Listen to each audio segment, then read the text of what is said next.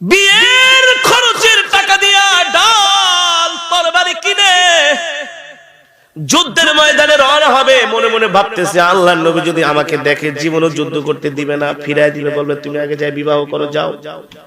কি করা যায়? সাহাবী কালো একটা কাপড় কিনে মুখের মধ্যে পেঁচাইলো যাতে নবীজি চিনতে। এবার যুদ্ধের ময়দানে চলে গেলেন। কাফেরদের সাথে মুসলমানদের তুমুল লড়াই শুরু হয়ে গেল। কাফেররা অতর্কিত মুসলমানদের উপরে হামলা করে বসলেন। সাহাবায়ে কেরাম প্রতিরোধ করার জন্য রণাঙ্গনে বের হয়ে গেল। সাহাবী সাদ রাদিয়াল্লাহু তাআলা আনহু দূর থেকে তাকায় দেখেন একজন সাহাবীর উপরে 10-12 জন কাফের একা একা তরবারি দিয়ে আঘাত করতেছে।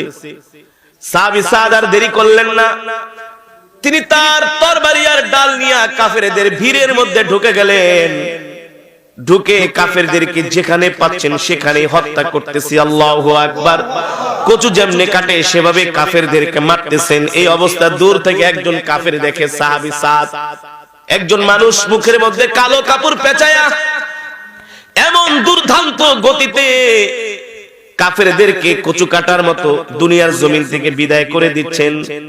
ওই কাফেরটা চিন্তায় পড়ে গেল, তাকে যদি ফিরানো না যায়, প্রতিরোধ করা না যায়, তাহলে আমাদের সামনে আরো বিপদ আছে।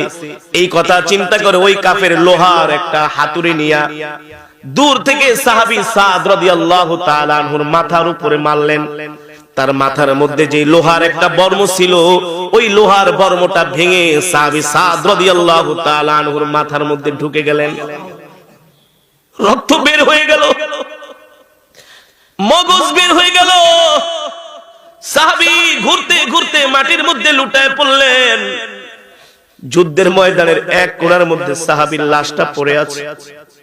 যুদ্ধ শেষ হয়ে গেল। নবীজি বললেন, ও সাহাবীরা, যাও যাও, দেখো দেখো আমার কোন কোন সাহাবী শাহাদাত বরণ করেছে, তাদের লাশগুলো আমার কাছে নিয়ে আসো।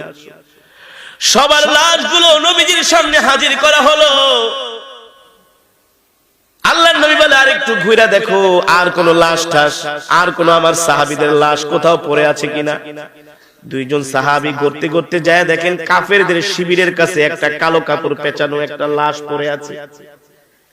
মুখের কালো কাপড় সরায় দেখে লোহার বর্ম মাথার মধ্যে ঢুকে মগজ বের হয়ে গেছে, জিহ্বাটা বের হয়ে গেছে। সাহাবী সাদ রাদিয়াল্লাহু তাআলা নিথর দেহটা যুদ্ধের ময়দানে পড়ে আছে। নবীজির কাছে দৌড়ায় এসে বলে, গো আল্লাহর নবী, সুন্দরী একজন কন্যা, আল্লাহর নবী তোমার বিবাহের প্রস্তাব দিয়ে আমার কাছে একটা চিঠি পাঠাইছে, কিন্তু যুবক আমার